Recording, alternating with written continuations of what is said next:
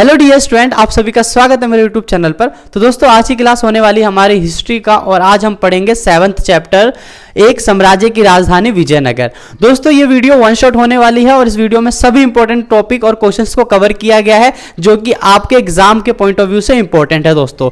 ठीक है, तो वीडियो के लास्ट तक जुड़े रहें और दोस्तों एक एक पॉइंट और एक एक टॉपिक को नोट कीजिएगा क्योंकि ये सारे जो है आपके एग्जाम से लेकर इंपॉर्टेंट क्वेश्चन होने वाले हैं दोस्तों। और वीडियो को मिस मत करना, बीच में स्किप मत करना, क्योंकि दोस्तों अगर आपने स्किप किया तो आपके एग्जाम से जो रिलेटेड क्वेश्चन है दोस्तों वो आप उससे चूक जाएंगे। ठीक है, तो चलिए आज की क्लास को शुरू करते हैं।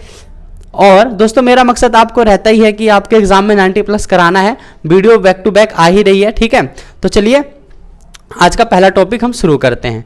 दोस्तों देखिए, तो पहला टॉपिक क्या है, कृष्णदेवराय की उपलब्धियों व विशेषताओं का वर्णन कीजिए। ठीक है दोस्तों, तो कृष्णदेवराय की हमें उपलब्धियां और विशेषताएं बतानी है। ठीक है, देखिए कृष्णदेवराय के शासनकाल में विजयनगर साम्राज्य ने अपने चरमोत्कर्ष को छुआ। उनकी प्रमुख उपलब्धियां और विशेषताएं निम्नलिखित हैं दोस्तों। तो दोस्तों मैं आपको क्या कहना चाह रहा हूं कि ये जो हमारा जो पहला ही टॉपिक है वो 3 मार्क्स का है। ठीक है, तो इसको जरा ध्यान से देखिए, इंपॉर्टेंट भी है कृष्णदेवराय।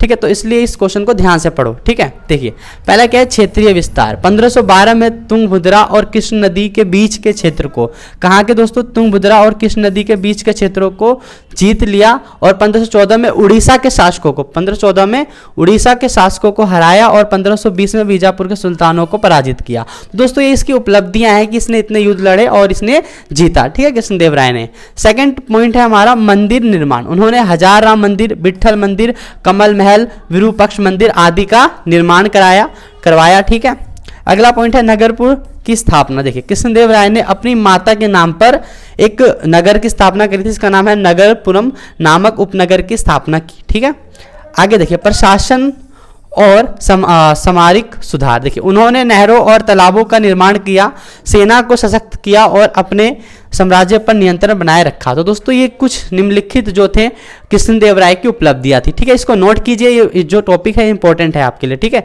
3 मार्क्स में आएगा दोस्तों। अब चलते हैं सीधा नेक्स्ट टॉपिक पर।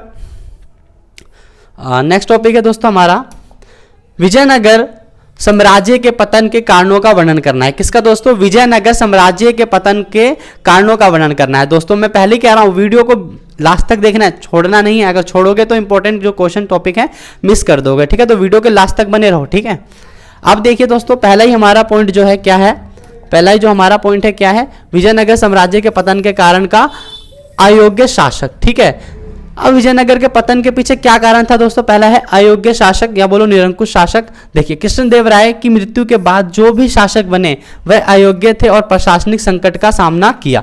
मतलब दोस्तों वो लोग राजा बनने के लायक नहीं थे, फिर भी राजा बने और प्रशासन को चला नहीं पाए ढंग से, जिस कारण से भी क्या हुआ कि भाई विजयनगर साम्राज्य का पतन हुआ। ठीक है दोस्तों, नेक्स्ट पॉइंट देखिए निरंकुश शासन। देखिए कृष्णदेवराय के बाद शासकों ने जनता के कल्याण पर ध्यान नहीं दिया, जिससे जनता का समर्थन समाप्त हो गया। इसका मतलब क्या है कि जनता पे ध्यान नहीं दिया शासकों ने, इसलिए जनता ने भी शासकों पर ध्यान नहीं दिया, उन्होंने राज्य की मदद नहीं की, जिस कारण से भी क्या हुआ, पतन हो गया। ठीक है, आगे चलिए राक्षसी तांगड़ी युद्ध। देखिए 1565 में राक्षसी तांगड़ी युद्ध हुआ। इस युद्ध के अंदर दोस्तों विजयनगर की सेना को बीजापुर, अहमदाबाद और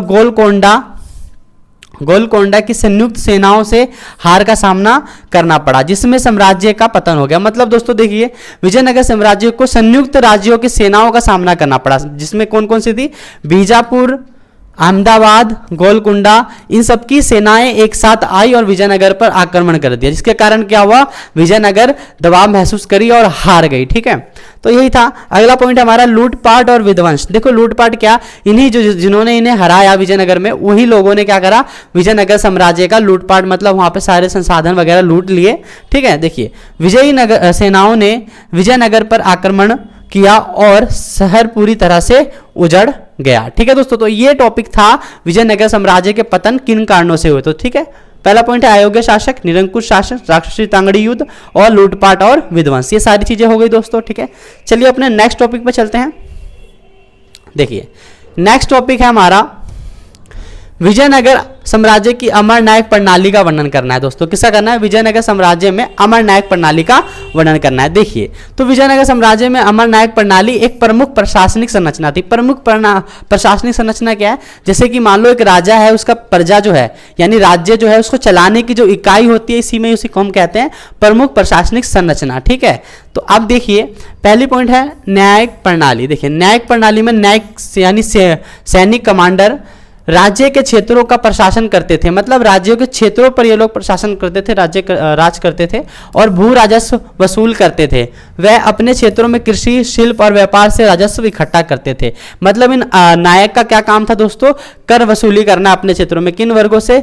कृषि, शिल्प, व्यापार आदि वर्गों के साथ क्या करते थे लोग? राजस्व लेते थे। ठीक है, देखिए राजनीतिक व्यवस्था। अमर नायक शासक के प्रति अपनी भक्ति प्रकट करते थे। अमर नायक जो शासक के प्रति क्या करते थे? अपनी भक्ति प्रकट करने के लिए दरबार में उपहार भेजते थे। मतलब जो अमर नायक सेना थे या सैनिक कमांडर थे, ये लोग राजा को खुश रखने के लिए वो भेंट और उपहार देते थे। ठीक है, और खुद भी कभी कभी प्रकट होते थे। ठीक है, और राजा के साथ धार्मिक अनुष्ठानों में भाग लेते थे। जो भी धार्मिक क्रियाकलाप होते हैं उसके उनके साथ मिलकर वो सारे काम करते थे। ठीक है, आगे है सेना और प्रशासन। देखिए, नायक शासन या नायक शासक के आदेशों का पालन करते हुए साम्राज्य के आंतरिक प्रशासन और सैन्य मामलों को नियंत्रित करते थे। इनका काम क्या था दोस्तों? सीधा सीधा बताऊं तो राजाओं की बात मानना और उनके द्वारा दिए गए हुक्मों का पालन करना, ये मुख्य तौर पर इनके काम थे, जिसमें से ये हमने निम्नलिखित आपको पढ़ा कि नायक प्रणाली क्या थी, राजनीतिक व्यवस्था और सेना और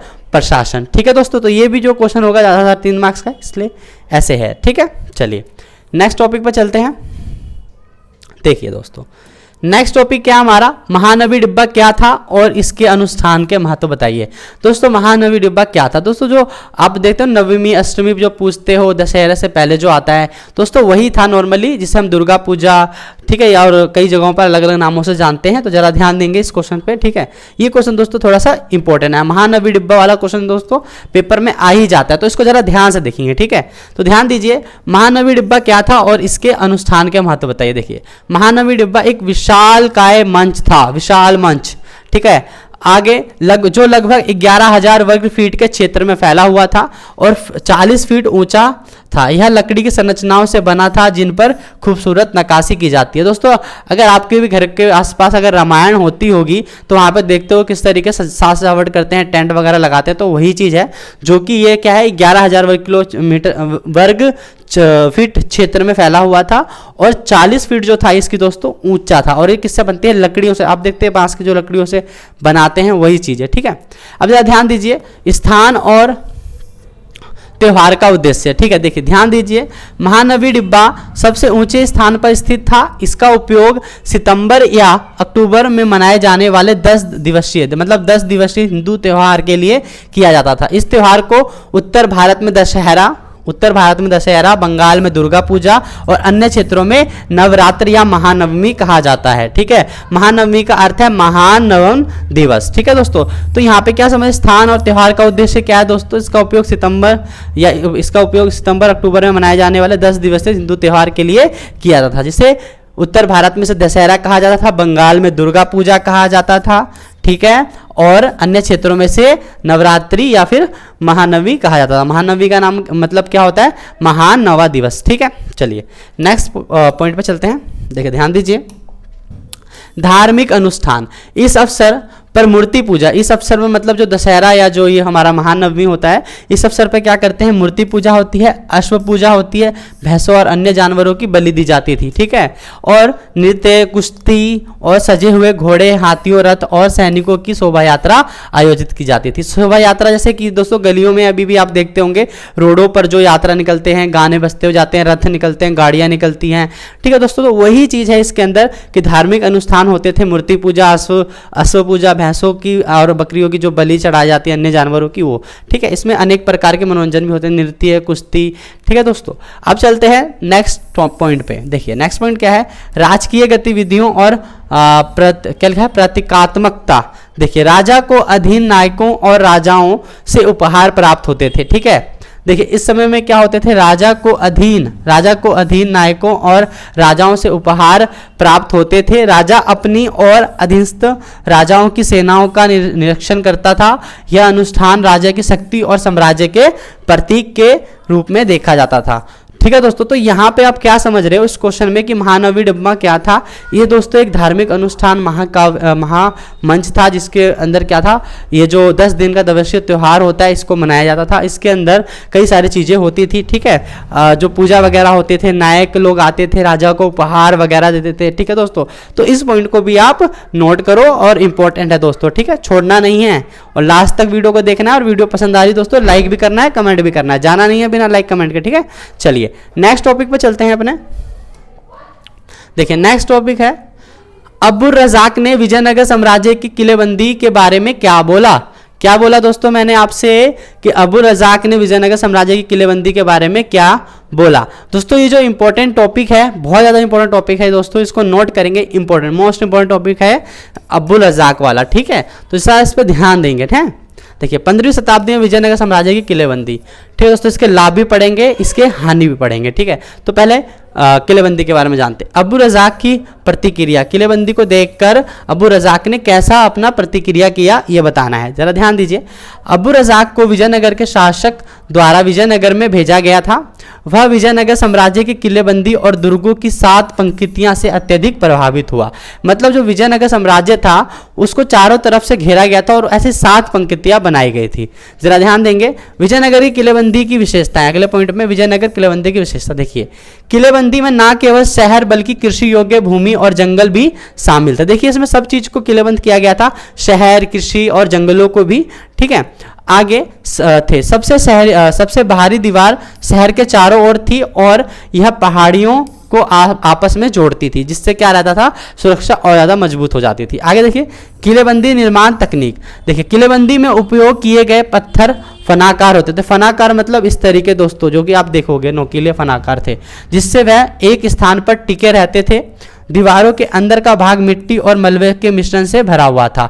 बाहर से तो इसको पत्थर लगाया गया, लेकिन जो अंदर का भाग था दोस्तों उसमें क्या भरा गया था, मिट्टी और मलबा भरा गया था। आगे देखिए किलेबंदी की परतें। देखिए पहले किलेबंदी के अंदर जंगल और खेत शामिल थे। पहले जो पहली किलेबंदी थी उसके अंदर खेत और जंगलों को शामिल किया गया था। दूसरी किलेबंदी में नगर के चारों ओर थी। तीसरी किलेबंदी से शासकीय केंद्रों को घेरा गया था। ठीक है दोस्तों, इस तरीके से सभी विजयनगर को सुरक्षित करके घेरा गया था किलेबंदी के द्वारा। ठीक है, आगे चलते हैं। आगे क्या है, इंडो इस्लामिक शैली। जो जिससे मतलब ये काम कर रहे थे, जिससे मतलब कि जो किलेबंदी की जो शैली थी वो क्या थी, इंडो इस्लामिक शैली। देखिए किलेबंदी में बड़े प्रवेश द्वार बनाए गए, जिन पर मेहराब और गुंबद दोस्तों। ठीक है, मेहराब और गुंबद का निर्माण किया गया था और यह निर्माण शैली इंडो इस्लामिक कला का प्रतिनिधित्व करती थी। ठीक है, तो ये चीज़ें दोस्तों क्या थी, ये विजयनगर की किलेबंदी की दोस्तों कुछ विशेषताएं थी जो कि अब्दुल रज़ाक ने देखा और बताया। ठीक है, आगे चलते हैं। अब देखिए इस किलेबंदी की लाभ और हानि के बारे में भी हम प्रकाश डालेंगे, इसको जरा ध्यान से समझिए। ठीक है, आइए देखिए पहले किलेबंदी के लाभ। देखिए किलेबंदी के लाभ, देखिए मजबूत और सुरक्षित स्थान प्रदान करता था ये। 3 किलेबंदियों ने शासकों को एक मजबूत और सुरक्षित स्थान प्रदान किया। ठीक है, आगे आक्रमण से बचाव। देखिए किलेबंदी का मुख्य उद्देश्य आक्रमणकारी सेना को फसलों, जंगलों और पशुओं, किससे दोस्तों, फसलों, जंगलों, पशुओं से दूर रखना था। ठीक है, आगे आक्रमणकारियों को खाद्यान्न सामग्री से दूर रखना। जो आक्रमणकारी थे वो लोग जो मतलब रहते थे, दूर से आते थे, रहते थे, उनके खाना पीने के लिए खाद्य मतलब कि उन्हें अनाज वगैरह भी चाहिए था, तो किलेबंदी करके अनाज से उनको दूर किया जाता था। देखिए जरा किलेबंदी के कारण आक्रमणकारी सेना अनाज की कमी के कारण हार मानकर लौट जाती थी। ठीक है, आगे आंतरिक खेती। देखिए किलेबंदी के अंदर खेत होने के कारण सेना और जनता अपनी जरूरत की खेती कर सकती थी, जिससे घेराबंदी लंबे समय तक चल पाती थी। ठीक है, अब आगे देखिए इसकी कुछ हानि भी है दोस्तों। तो हमने फायदे पढ़ लिए कि मजबूत और सुरक्षित स्थान प्रदान करता है, आक्रमण से बचाव करता है, आक्रमणकारियों को खाद्य सामग्री से दूर रखना, ठीक है, और आंतरिक खेती, ये सारे तो हमारे फायदे हुए। लेकिन हमें क्या पढ़ना है, नेगेटिव पॉइंट। देखिए तो नेगेटिव पॉइंट पर जरा ध्यान देंगे। नेगेटिव पॉइंट क्या है दोस्तों, किलेबंदी की हानियां। महंगा निर्माण दोस्तों, जो किलेबंदी किया था, तो 3 प्रकार की किलेबंदी थी दोस्तों। ये क्या था, एक खर्चीला था। देखिए 3 किलेबंदियों का निर्माण अत्यधिक खर्चीला था, जिसके लिए राजा को बड़ी धनराशि खर्च करनी पड़ती थी। किसानों को कठिनाई, देखिए बाहरी किसानों को किलेबंदी के अंदर खेतों में काम करने में कठिनाइयां होती थी। ठीक है, आगे है घरेलू सेना की कमजोरी। देखिए यदि आक्रमणकारी सेना किले में प्रवेश कर जाती थी तो घरेलू सेना को आसानी से हरा जा सकती थी। तो ये कुछ इनके नुकसान है, मतलब किलेबंदी के कुछ फायदे भी हैं तो कुछ नुकसान भी है। तो हमने ये पढ़ लिया अबू रजाक वाला, इंपॉर्टेंट टॉपिक था दोस्तों, इसको आपको क्या करना है, नोट करना है। ठीक है, स्क्रीनशॉट ले लो, नोट कर लो। ठीक है, आगे चलते हैं। ठीक है, अगला क्वेश्चन है हमारा हम्पी। दोस्तों ये हम्पी के भग्नावशेष, जो हम्पी है जो कि हमारे नीचे कर्नाटक की तरफ है दोस्तों, तो जरा ध्यान से इस क्वेश्चन को पढ़ेंगे आप। देखिए हम्पी के भग्नावशेषों के अध्ययन में कौन सी पद्धतियों का उपयोग किया जाता था या किया गया। ठीक है, तो जरा ध्यान दीजिए। देखिए हम्पी के भग्नावशेषों के अध्ययन में उपयोग की गई पद्धतियां, मतलब जो हम्पी का भग्नावशेष उसको समझने के लिए किन पद्धतियों का इस्तेमाल किया गया दोस्तों, हमें यह बताना है इस क्वेश्चन के। तो जरा ध्यान दीजिए। देखिए कर्नल कालीन मैकेंजी का योगदान 1800 में। देखिए कर्नल कालीन मैकेंजी एक अंग्रेज अभियंता और पुरातत्वविद ने हम्पी के भग्नावशेषों को पहली बार प्रकाश में लाया। उन्होंने हम्पी का पहला सर्वेक्षण किया और इसके आधार पर एक मानचित्र तैयार करके दिया दोस्तों, तो उससे भी अध्ययन करना आसान हुआ। अगला पॉइंट, मानचित्र और शोधकर्ता। देखिए कई शोधकर्ताओं ने इस मानचित्र का उपयोग करते हुए विजयनगर का अध्ययन किया और 1856 में छायाचित्रकारों ने यहाँ के भवनों के चित्रों को संकलित करना शुरू कर दिया। अगला पॉइंट है अभिलेखों का संकलन। ठीक है, अभिलेखों का संकलन। देखिए 1836 में अभिलेखकर्ताओं ने हम्पी के कई मंदिरों से दर्जनों अभिलेख इकट्ठा किए। इन अभिलेखों का उपयोग इतिहास के पुनर्निर्माण में किया गया। ठीक है, तो ये 3 पॉइंट रहे हमारे, कर्नल मैकेंजी, मानचित्र और शोधकर्ता, अभिलेखों का संकलन। ठीक है, नेक्स्ट पॉइंट पे चलते हैं। देखिए नेक्स्ट पॉइंट है विदेशी यात्रियों का योगदान। दोस्तों हम्पी के भग्नावशेषों को समझने का यानी अध्ययन करने के लिए कुछ विदेशी यात्रियों का भी योगदान रहा, जो ध्यान से देखिए। विदेशी यात्रियों द्वारा लिखे गए वृत्तांत और तेलुगु, कन्नड़, तमिल और संस्कृत साहित्य ने भग्नावशेषों के अध्ययन में महत्वपूर्ण भूमिका निभाई। ठीक है, अब देखिए अगला जो पॉइंट है विरूपाक्ष मंदिर और पंपा देवी। ठीक है, विरूपाक्ष मंदिर और पंपा देवी, जरा ध्यान दीजिए इस पे।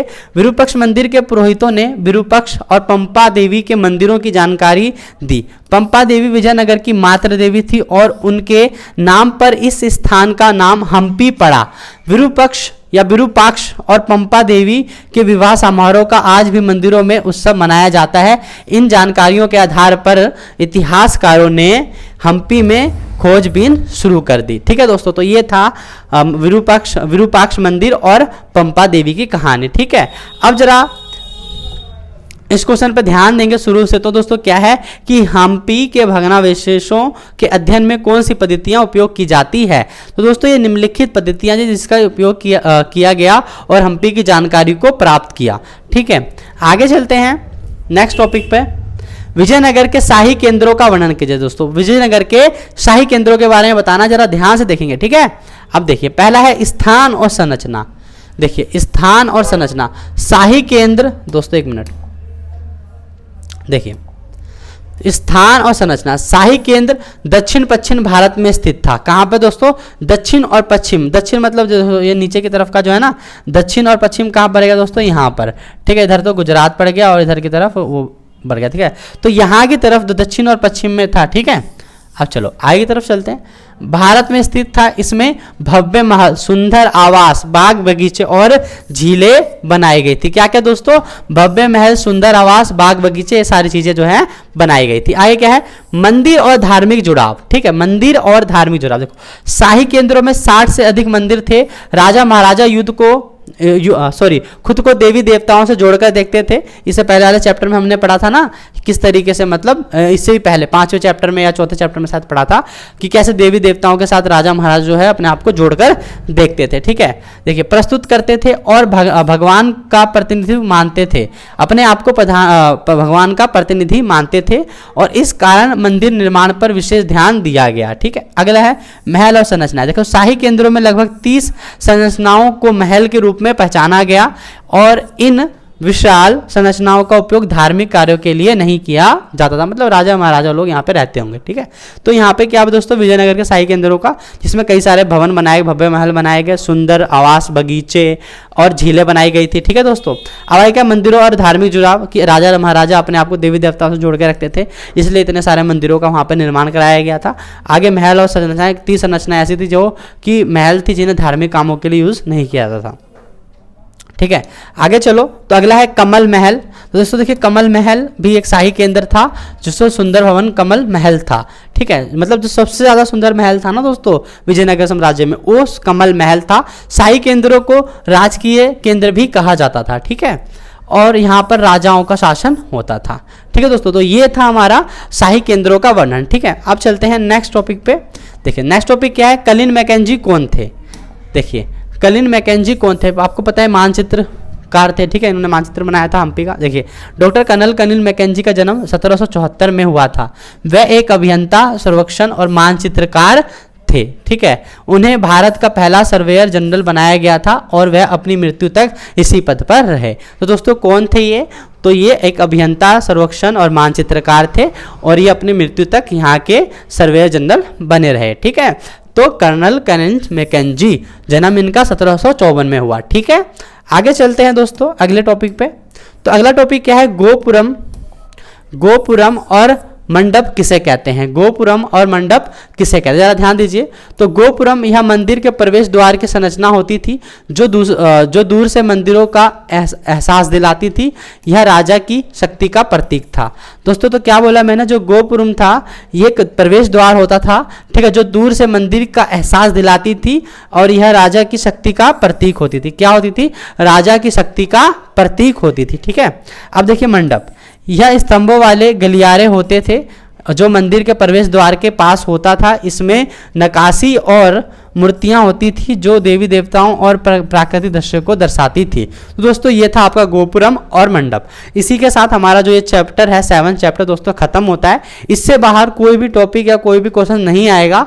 ठीक है, तो इन्हीं क्वेश्चनों को आपको क्या करना है, रिवीजन करना है बार बार। अगर इससे पहले की वीडियो आपने नहीं देखी है तो मैं अपने डिस्क्रिप्शन बॉक्स में डाल दूंगा यूट्यूब के, तो वहां से जाकर देख लेना इस वीडियो में। ठीक है, और दोस्तों मैं बताना चाह रहा हूं कि अगर अभी तक आपने चैनल सब्सक्राइब नहीं किया तो सब्सक्राइब कीजिए और अपने दोस्तों तक इस चैनल को शेयर कीजिए ताकि वो भी इन वीडियो को पढ़ के अपने एग्जाम में अच्छा मार्क्स कर सके। ठीक है दोस्तों, जब तक के लिए इतना ही दोस्तों, खूब पढ़ते रहिए और मेहनत करते रहिए।